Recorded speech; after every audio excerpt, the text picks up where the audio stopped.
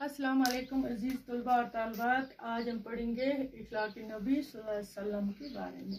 हज़रत मोहम्मद सल्लल्लाहु अलैहि वसल्लम की पूरी ज़िंदगी, आप सल्लल्लाहु अलैहि वसल्लम की सीरत पाक तमाम इंसानों के लिए बेमिसाल नमूना है।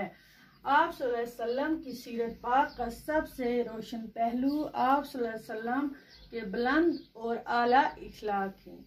आप सल्लल्लाहु अलैहि वसल्लम का खुल्क़ अज़ीम सबसे ज़्यादा मुतासर करता है। देखो और आलमे इंसानियत के लिए एक दर्स है। पक्के मुखालिफ और जानी दुश्मन भी आप सल्लल्लाहु अलैहि वसल्लम के शहलकार थे। शहलकार हो गया बच्चों, इसमें सबसे बड़ा कारनामा जो कर आप सल्लल्लाहु अलैहि वसल्लम के इखलास से मुतासर होकर खड़े मुखालिफ और जानी दुश्मन भी आप सल्लल्लाहु अलैहि वसल्लम पर ईमान ले आए। आप सल्लल्लाहु अलैहि वसल्लम इंसानियत, नरम मिजाज और खुद तबा थे। दर्दमंदी, तहम्मुल, बुर्दबारी, हलम और दरगुजर आप सल्लल्लाहु अलैहि वसल्लम की खुश इखलाकी के खास जौहर हैं। आप सल्लल्लाहु अलैहि वसल्लम के मिजाज में सख्ती बिल्कुल नहीं थी।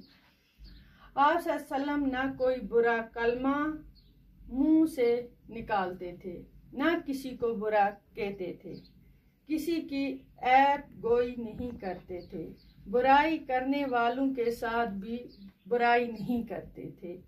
अगर कोई बात नापसंद होती तो दरगुजर फरमाते।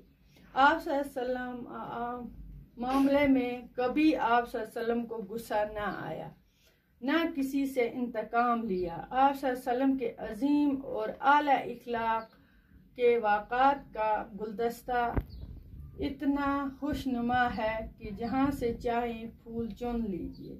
जहाँ चंद वाक़ात का जिक्र किया गया है, इससे आगे भी और हम आगे उनके इखलाक के बारे में पढ़ेंगे वाक़ात। तो आज तक इतना ही हमें आज का है सबक का, कुछ चंद वाक़ात का जिक्र किया हमने।